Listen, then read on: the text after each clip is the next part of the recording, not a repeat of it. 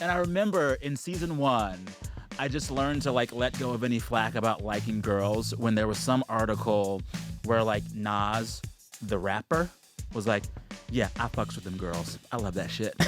And I'm like, if it's good enough for I did Nas, not know that. Nas That's loved girls. incredible.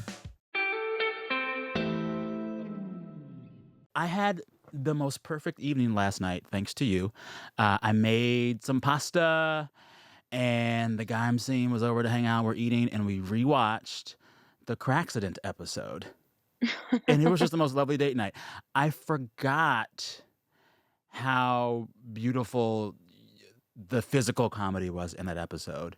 When you're like kneeing Ray and everything, I was like, this is great. This is freaking great. I love girls, girls forever. So thank you for that. Oh, well, I'm so happy. I'm so happy we could be a part of your good date night. Yeah, yeah. I want to talk to you about something that really kind of blew my mind before I even got to the first essay. I was incredibly surprised by how candid you were in the foreword to this book about your lineage. Hmm. You talk about coming from a family of creators. Your father, David, is a famous director. But you use the term about yourself, the phrase Nepo baby. And I gotta say, that surprised me because you didn't have to do that in your book of essays. You didn't have to allude to any of that, but you went there and you talked about it. You called yourself a Nepo baby, and not even just that, you called yourself, quote, a B minus Nepo baby at best. What does that I mean? did. And why did you want to write that? So I didn't let my husband read the book while I was writing it, Hmm. um, because I was too nervous because Yeah.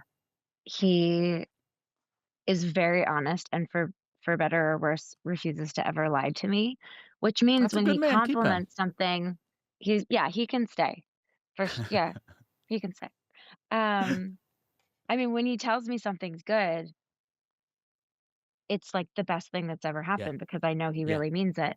Yeah. Yeah. But I I was too terrified to let him read it until I knew I couldn't change it because I was like, Uh, if he doesn't like it, I'm gonna be shattered. hmm. Um, but I did talk to him while I was writing it and in the editing process about the fact that I was terrified that people were gonna call me a nepo hack and think that Hmm. um, was a bad writer and Hmm. only got this book deal because of my lineage, and I would I would just sort of unload to him about all of these anxieties, Hmm. and one night he was like, "Well, why don't you just put it in the book?" He was like, He's "Just smart. write it into the." He's a smart one. He was like, "Just put it in the intro and then put it in the epilogue. Like, sandwich the book Hmm. by expressing these anxieties that you have Hmm. and saying it about yourself before anyone can say it about you later. Because if they do, it's not gonna be nearly as potent because you've already said it." So I really have him to credit with both of Okay. with the epilogue and the prologue, and he was like, "Just go for it." Like, basically, every anxiety that I had about what someone would say about me, I Hmm. tried to calm that anxiety by saying it about myself first in writing, in black and white. Yeah. And I knew people were gonna bring up the Nepo thing. I Well, because they literally was probably just already doing an have. interview. The first wave of Oh, girls, for all y'all sure. got that treatment, you know? It's like even this morning, I did what did I do this morning? I literally don't even know what day it is. Um, I did It's a wait, morning it's talk show this Wednesday. morning. Okay, It's yeah. Wednesday. I was gonna say Tuesday, so thank you.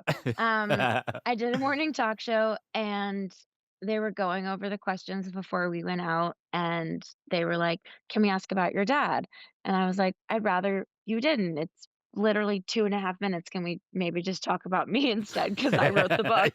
Yeah, Um, yeah, but, like, it's still it happens every day, and yeah, that's just my reality, but, I was like, people are they're gonna reference it, they're gonna talk about it, exactly, so exactly.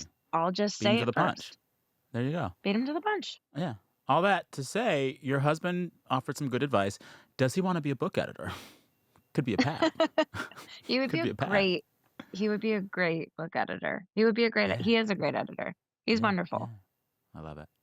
Um, Going back to this whole you saying that you're a B minus nepo baby, that sent me down this whole thought exercise of like, well, damn, who is the most A plus nepo baby in the industry right now? Who is the top? Who is the alpha nepo? A lot of Can you alpha nepos right answer? now. Yeah, let's go. I have thoughts, but I want I to hear your mean, thoughts. like, I have my opinions on who they are, whether, Mm-hmm. like, the industry actually thinks that that's like, I think in terms of success-wise, Mm-hmm. Margaret Qualley's out there killing it. Oh yeah, I forgot that she was. Who's her mama? Who's her daddy? I'll Google it. Yeah, Andy McDowell is her mother. Oh, okay, okay. Good on her. She's killing it. I personally, I was on the fence about Dakota Johnson for a while, but I Uh-huh. saw Materialist and Splitsville this summer, and you cannot look away from her when she's on a big screen. I'm gonna give it to her. She's Dakota, beautiful. you're doing Just it. true. Yeah, and She's then gorgeous. I think in terms of just like a nepo who is a nepo and is gonna own being a nepo, like the queen bee is Gwyneth Paltrow. It's so funny because She's just like, and what? I forget Yeah, that she's Nepo. she's nepo. I I She's fully nepo. forget. Like, she has accomplished the ultimate Nepo feat, which is making people forget that she is a Nepo. Yes. Good job, Gwenny.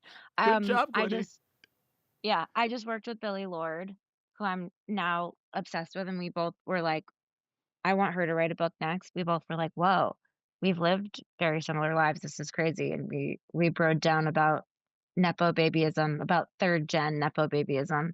Oh, Um, but she's my personal favorite Nepo okay. Who are her parents? I don't know. out there doing it. Yeah. Well, her grandma is Hmm. Debbie Reynolds.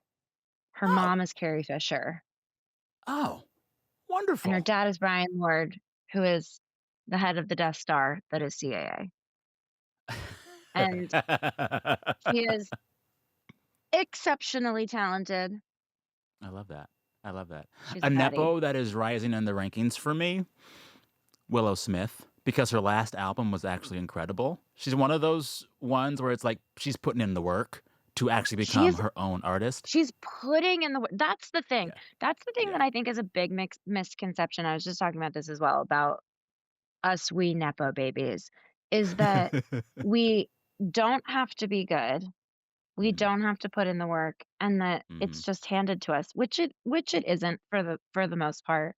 But also, Hmm. like, you still have to be good. Yeah. And then, Yeah. yeah, she's good. Yeah. She's good. Someone told me once, and I mean, they said, you know, a, a connection might open a door, but it won't keep it open, and it won't keep you in the room if you don't belong there.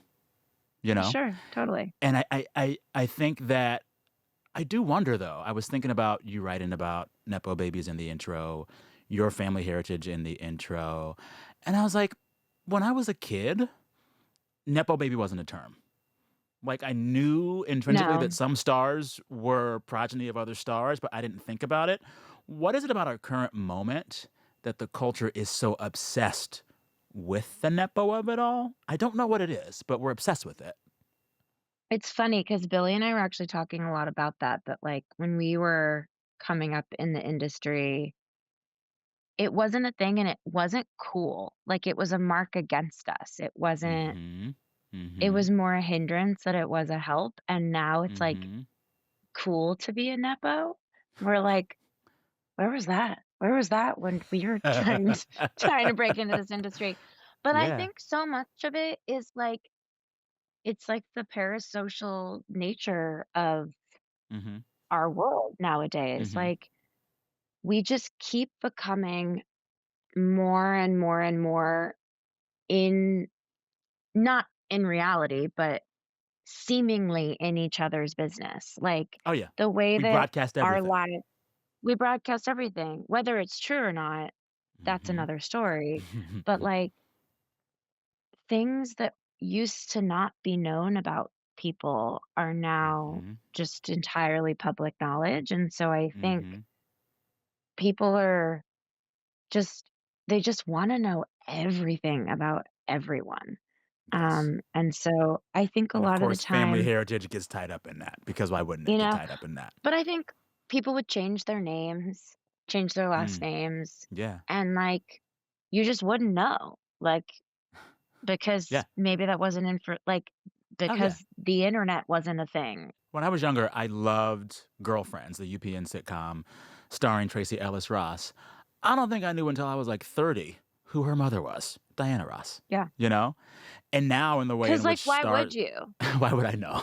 Why would I know? You know what I Yeah, mean? yeah, yeah, yeah. Um, can you think of an example or a moment in your career trying to make it as an actress with your last name when the nepo of it all, like, actually viscerally, like, hurt your chances, hurt your prospects, hurt you? Like, was there a moment when you're like, "Damn, I didn't get this because of it," or "I missed this thing because of," like, was there a moment when the nepo of it all hurt that was specific? Yeah, for sure.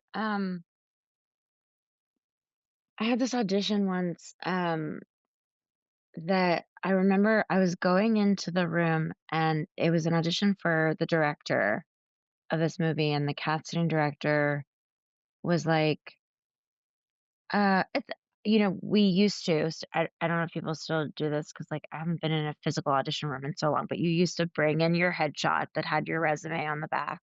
Your Mhm, headshot had your name on it, mhm. and I handed it to the casting director, and I saw the casting director, like, put it in a drawer, and I was like, Oh. "It's weird. Okay." Mhm, Um, and he introduced me to the director. We mhm, started talking, and the casting director just kept doing these, like, weird things. It was like he would ask me the director would ask me a question, and the casting director would sort of, like, interrupt before I could answer, and I was like, mhm, Strange, what's happening?" mhm. Um, and then somehow it came out I think there was, like my agent had sent ahead my headshot or something, or the director was like, "Wait, can I look at your resume?"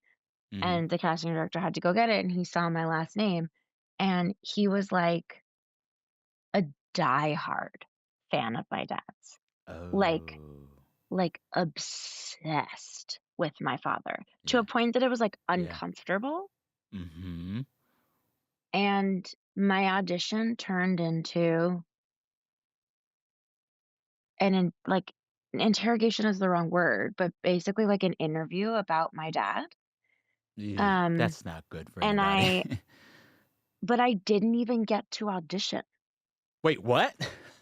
I did not get to audition because he You asked just me wanted to questions talk about about your my dad. dad for, like, an Wow. hour, and Shut up. then he was like, "Fuck, I have to go." And also at that point, he was so just, like, not even like, I was just a vessel of information for my father, like, I was no longer even Yeah, an a entity person. really, Yeah. fully, and I realized that the casting director had known this and was trying to protect me from this happening, which is why Oh. he had, like, put Mhm. my resume that had my last name on it away. He was Oh, trying to, like, wow. interrupt when there was, like, anything I could answer that would give this guy a tip off to the fact that, Really? um and it was this movie that I was really young at the time, I was probably, like, 17. Mhm, I really liked this movie, I really wanted to audition for it, and I mhm. literally didn't get to. I didn't get to Damn. because, um, Yeah. yeah, this guy was 'Cause just, of like, weirdos. fangirling. He was just Yeah. fucking fangirling at me. Let's talk about an essay in the book that has already been a topic of conversation. You are 19. You're writing about getting a call to appear on what is, in that moment, the most critically acclaimed show on television. All the Mhm. awards, all the best TV of all time lists, this show was on it, and you get a role on this show at 19. But from the first 10 minutes that you're on that, I don't know, lot, you realize things are afoot, and then the story kind of just ends disastrously. I want to set up this essay for our listeners so that I can then ask you some really pointed questions about it because it was wild. It was wild. Okay. How can we set this up? So I show up, so I'm 19. I unexpectedly get this recurring guest star role on this huge show. I'm like crazy nervous. I'm in awe that I am there. I Yeah. show up in the wee hours of the morning for my call Mhm. time, Mhm.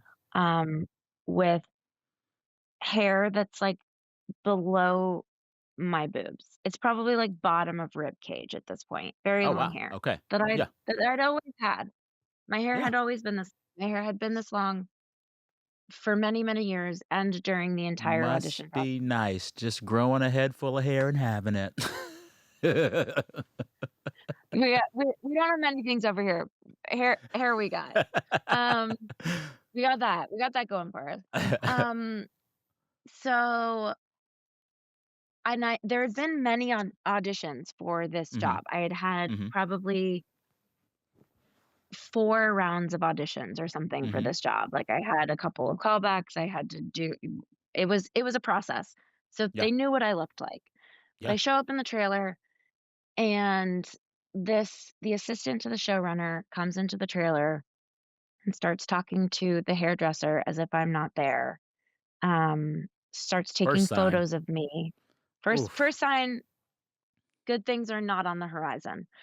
Um, Starts taking photos of me also as if I'm not there while talking about me as if I'm not there. Sends the photo of me to someone, uh, and then starts to look very concerned when he gets a response and says, uh, he wants her to have a bob. He doesn't like her long hair. He wants her to have a bob, and she has to be on set for a blocking rehearsal in 5 minutes. Oof. So I don't know understand what's happening at this Yeah. point. The Yeah. hairdresser, You're also 19. I'm 19. I have this huge opportunity. I'm already terrified. Mhm. Um, it's 5 in the morning. There Oof. are lots of variables working against us at this Mhm. point. Mhm. Um, the hairdresser flies into like a blind panic because, for those who don't know, when you shoot on location, the hair and makeup trailer has to pack everything up before the trailer leaves so that Mhm. stuff doesn't fly around in Mhm. transport. And then when they land in a location, they unpack everything. But because Mhm. it was so early, not everything had been unpacked at this point. Mhm. So the hairdresser can't find her cutting scissors. By the way, Which also there was wild. never Shouldn't that be the first thing you can find? You a hairdresser? w I read that and I was mean, like, I "Who is guess, this hairdresser?"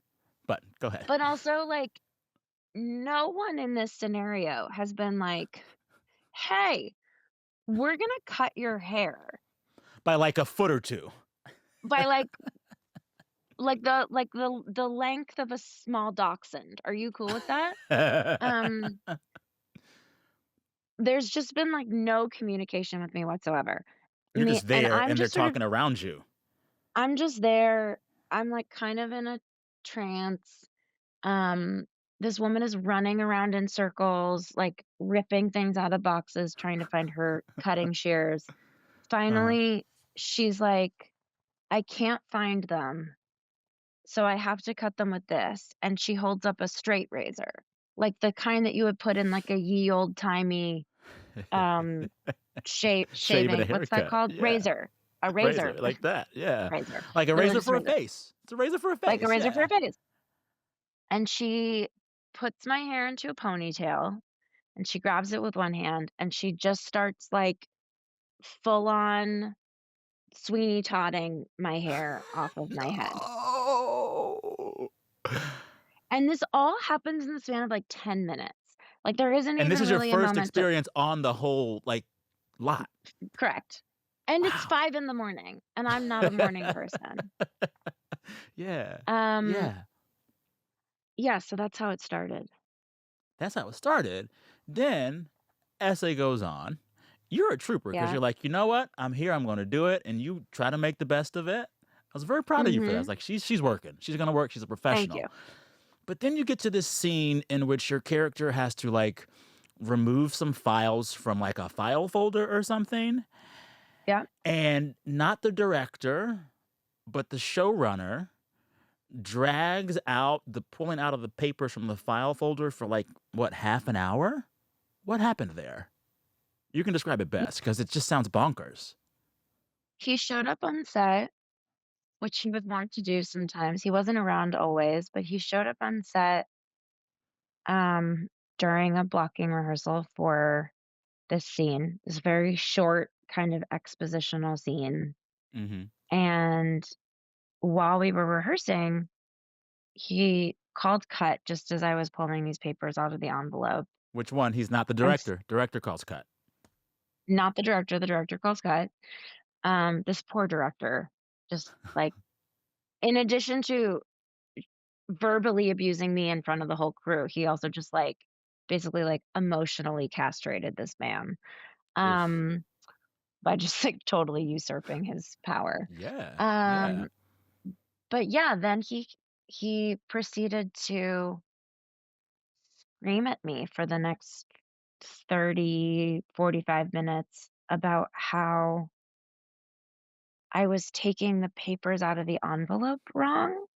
And he would be like, "Do it again," and then stop me at that point, "Do it again," and just saying, like, the craziest stuff, and, like, Yeah. genuinely, at a certain point, fully screaming at me. In front Um, of, like, probably dozens of people?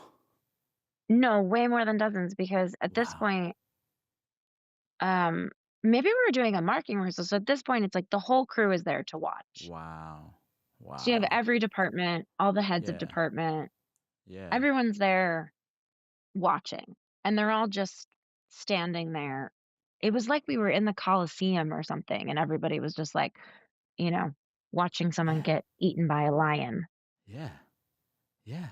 I mean, it's crazy, and then it's like, well, you close the essay by revealing that this really nasty showrunner ends up kinda getting canceled for just being an a-hole in general, and at the end, you Yeah. write this, I love it, I'm gonna quote it. You wrote, quote, "Sometimes I think about him sitting in his office alone, feeling sad and angry and anxious, and wondering if everyone's forgotten him. And for a moment, it makes me feel sorry for him, feel compassion for him, hope that his life isn't too bad. Dot, dot, dot. But let's be real, only for a moment." Yeah. Do you still feel that way? Yeah, for sure. I mean, I do try to live my life from a place of compassion. I mean, I've come into contact with many people with struggling with anxiety and, a varying degree of mental illnesses my whole life, myself being one of them. I have to contend with myself every day. And I know that a lot of times people do things not from a place of malice, but from a place of insecurity or fear or hurt. Mhm. Um, so I always try to sort of come from that place and give someone the benefit of the doubt if I can. Mhm. But then Mhm. with this guy, I was just like, nah, not for you, Yeah. sir. Not for you. Not for Listen, you. Not for you. listen. I always wish everyone a wonderful journey, but to some folks, I say, "I wish you well on your journey." And to other folks, I say, "I wish you well on your journey to hell." That's fine. That's fine. That's very good. I You like can have that. that. That's very good. You know, the Oh, internet man. thinks that they know who this guy is. I'll just go with no comment for that one. Someone asked me the other day why I kept a lot of people nameless, and, like, I didn't try and shroud their identities. I just either kept them nameless or I changed their name, and it mostly was Mhm. just because I didn't really wanna deal with it, honestly. I was Well, like it sounds like this guy holds a and grudge. You don't want that drama anyway. I'm like, people can guess. Mhm. Some will guess right, some will guess wrong. I just didn't feel the need to, like, stamp a fact on it. I get that. I get that. You know, this interaction happened before the Me Too movement swept through Hollywood, Mm. before whatever racial reckoning Hollywood thought that it had. But I found myself reading your essay about this guy's awful behavior on the set, and I was like, oh, I bet that probably still could happen now. Do you think it could still happen now, in spite of all of the quote unquote change that's been affected in this industry? It's a tough question, it's interesting. I've been having that conversation about that topic a lot lately. Mm, mm, Um, in the last couple years, I've had a couple of experiences that Mhm. were really bad. Mhm. Um, so it's come up a lot, and I had one not too long ago, and I was in the room with a couple other actors when it happened, and we all had dinner that night, and we were talking about it. We were talking about Mhm. the best way to handle something like that. How it gets really tricky because, like,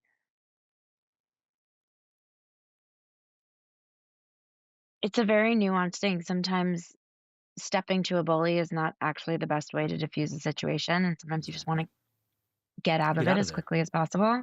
But Exactly. it is fascinating to me how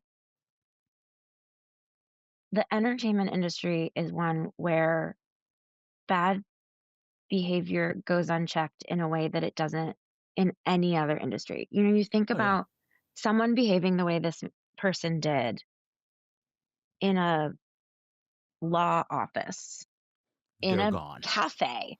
Like, Yes. if this was a barista, that person would be fired immediately. Yelling at you This for person half an is hour over how to running, pour the coffee. Yeah.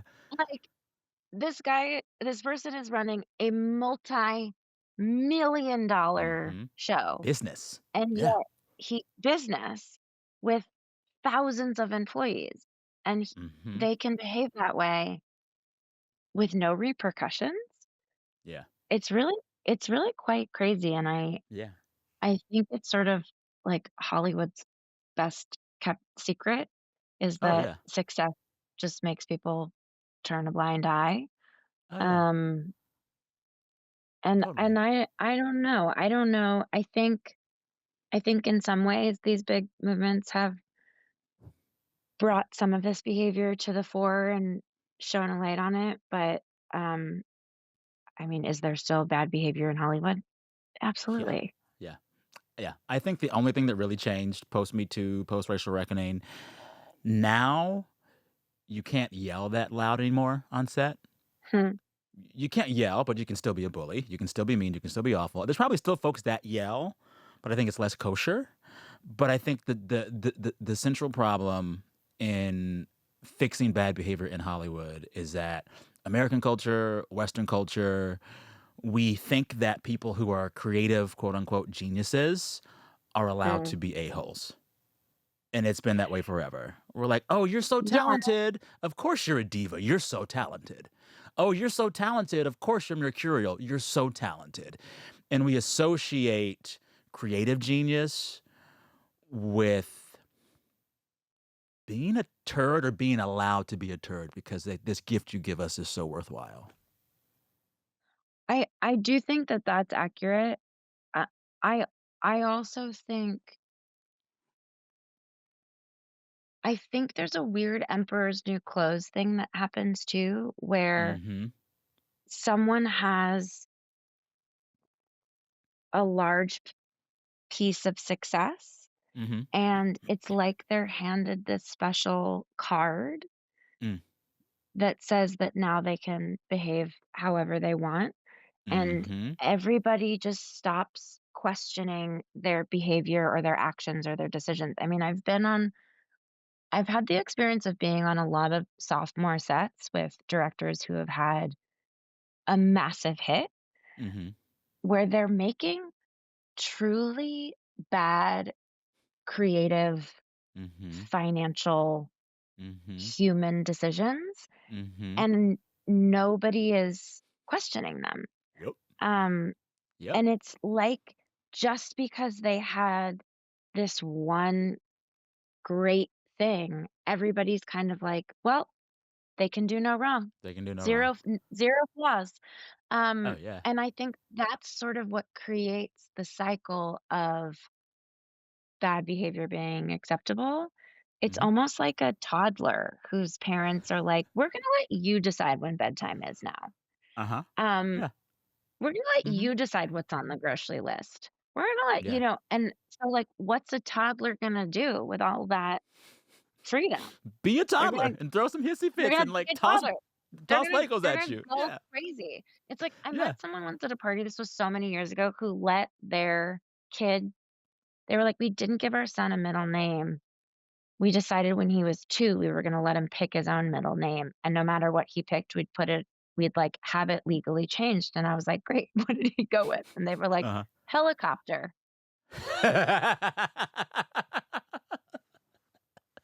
Yeah, yeah. Toddlers be Like, toddlers. what?" I love And that analogy.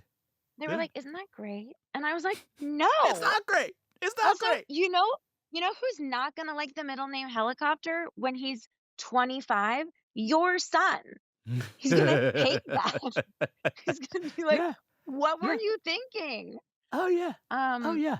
so, yeah, I think there's still some dysfunction that needs to be worked Oh, out, for for sure. sure. I would be remiss if I didn't at least try a little bit to talk with you about the lingering and increasing impact of HBO's Girls. It feels like every year the culture gets further away from that show's premiere, it matters more. I've been so heartened to see the babies come to this show and find it and discover it. I rewatched in honor of this chat today. Last night, I rewatched the episode where you accidentally get high on crack. I had Mhm. forgotten how much really good physical comedy y'all were doing in that show, but you did it. The scratching, the twitching, the moving, so, so good. Um, but with the girls of it all, what do you think is the reason that this show is having such a moment now, some decade plus after its premiere, when the reality for the young folks watching it now is an entirely different reality than what those characters and folks our age were dealing with in, say, 2012? I'm not entirely sure what sparked its renaissance. I don't Mhm. know. I think the Girls Rewatch podcast had a lot to do with Yeah. it. Which you were I on. really Great believe that. appearance. Yeah. I was on. They're gonna be at my talk tomorrow night. They're amazing. I love I them love it. both. Yeah. Um, but I don't know what lit the fire. Mm. Um, but it is a really amazing thing to see, and it does I was talking about that earlier today. It's strange. It doesn't feel like sometimes I think people become obsessed with something again, and it lasts for a bit and it goes away. But Mhm. it does feel like it just continues to build, Yeah. um, Yeah. which is so crazy. I was getting a coffee the other day, and I walked out of the coffee shop, and this girl was probably, like, maybe 20 something. Mhm. She's like, "Oh my Mhm. god, are you on Girls?" I was like, "Yeah." And she goes, "I just started it yesterday." I was like, "Whoa, that's so crazy." And Yeah. then I was What do you even feel in that walking moment? it's just so it's a very strange thing. It almost feels a bit like I'm in a time machine. Mhm. Um, and Mhm. this girl yelled at me as I was walking to the subway right after that happened, and she was like, Mhm. "Oh my god, Shosh!" Um, and then I was trying to find someone was like, "I sent you a message on Instagram." I couldn't find it. I was going in the, like, hidden messages, and then I saw that that girl had written me. She Oh, was like, wow. "I'm so sorry I yelled at you. That was so weird." Um, but I watched Girls for the first time last year, and you're that show is the reason that I moved to New York. And I was like, Wow. "Wait, I'm literally in a time machine." That's what people used to tell us when the show was on the air. Really? Um, and it's honestly been, like, one of the greatest joys of my career. Um, Mm. I don't know, did you watch The Studio? I did. I love the studio. Yeah. So good. Do you remember that scene where Catherine O'Hara is talking to Seth Rogen about the brutality of a life in Hollywood and just how much it will take from you and how Yeah. horrible it is and how Yeah. vicious the job is and whatever. And Yeah. then she gets quiet and she goes, "But when you make something good, it's good forever." And that Yeah. hit me so hard when she Yeah. said that, and I was like, Yeah. "It's why we make movies, people. It's why we do this."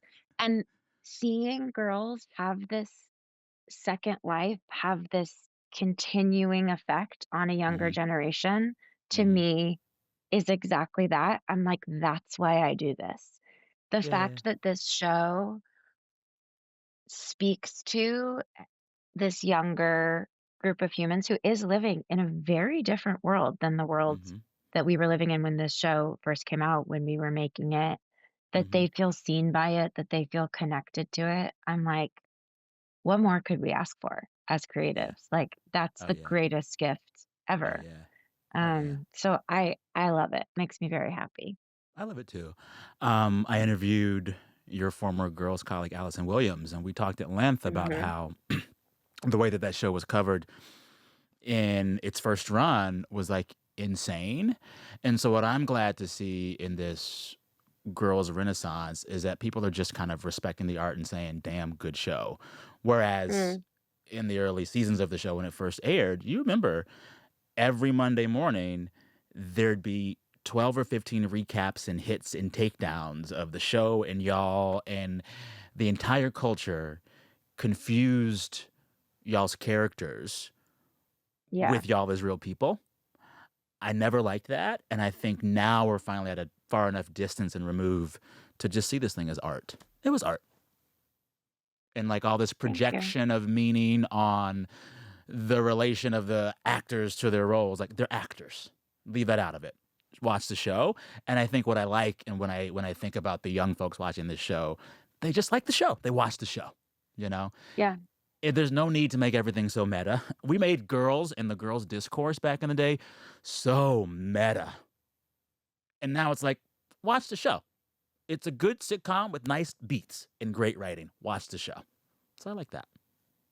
I agree. I also think a lot of the flack we got was for things Lena just kept saying it. She was like, "These are criticisms of things that we're never claiming to be." Yeah. Like, Yeah.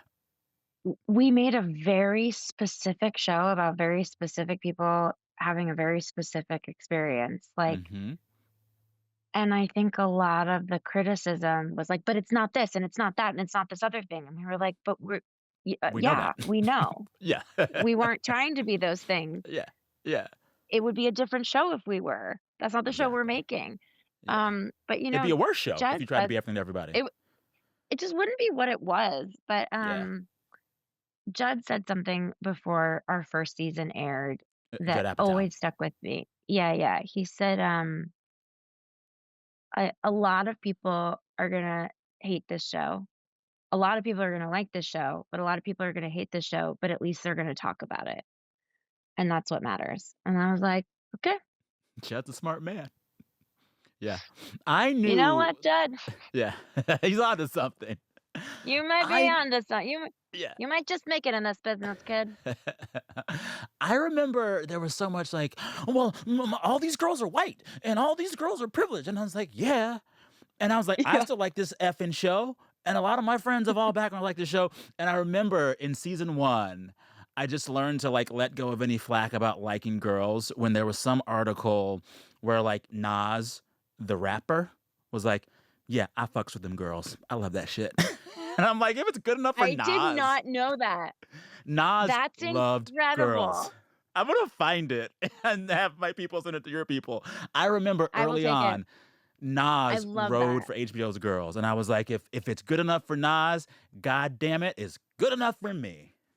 Yeah, That's incredible. I mean, yeah. to me, that's just like an artist being like, "Yeah, these people are like they're just making some art. They're not There you claiming to go. save the world.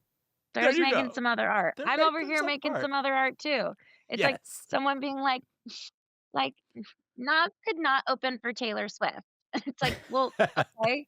But, like, he doesn't want to. Like, Exactly. Exactly. Yes. I don't know. I agree. We try and make it more serious than it needs to be. There you go. Not everything needs to be everything to all people. Nothing can. And my mantra for life, the older I get, let people like things. Let Sure. people like things. That's it. Fully. That's it. That's it. Yeah. All right. Last question for you. What is Shoshana doing now? Oh You're my writing her god. script for girls Thriving. today. Yeah? Thriving. Okay. Say more. He's thriving. I was talking about this the other day. I think she's probably either second marriage or second divorce. I'm not sure which. Uh-huh. She's definitely like Lena came up with this idea a while ago. She was like, she's for sure running a Fortune 500 company. Oh, Like, yeah. did she invent Spanx? Like, is that probably something like that. Yeah. Yeah. Um, I think she definitely has twins that she had through IVF, Mhm.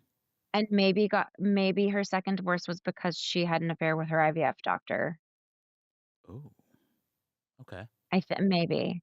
Alright. Um, and I think she's just like, being a badass girl boss, Mhm. going to Pilates every day. Yeah. Um, but I have a feeling that she's like entering a phase where she has everything that she wants, everything that she thought she wanted, everything that was Mhm. on her mood board. She Mhm. has achieved or acquired, but Mhm. it's still something isn't right.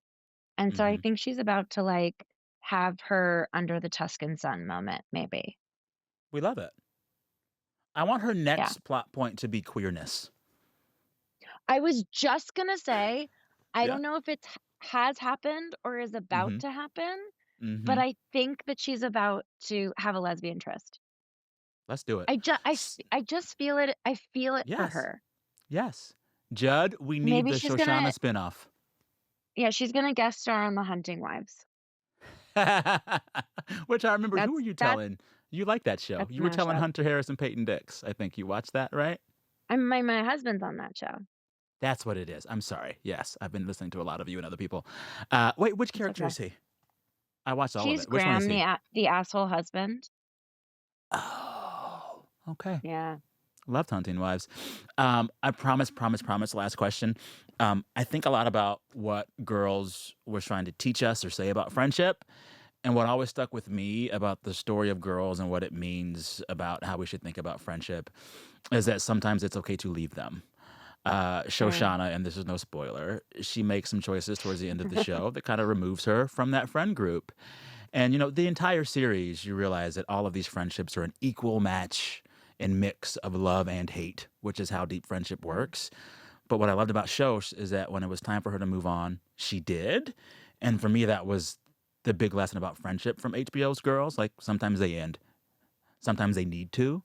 So, last question for you. I'm wondering, what did being a part of this show all about friendship teach you about friendship? What's the biggest lesson you took from playing one of the roles on HBO's Girls about friendship?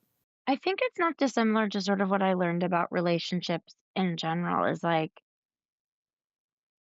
when they're correct, they shouldn't be hard.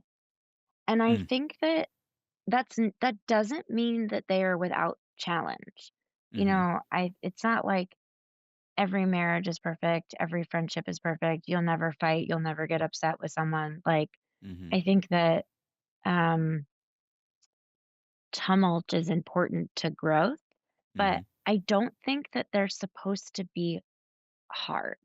I think that um inevitably at the end of the day, the relationships in your life should be a net positive yield. Um, and That, if they're not, that. then I don't think that they're worth having in your life.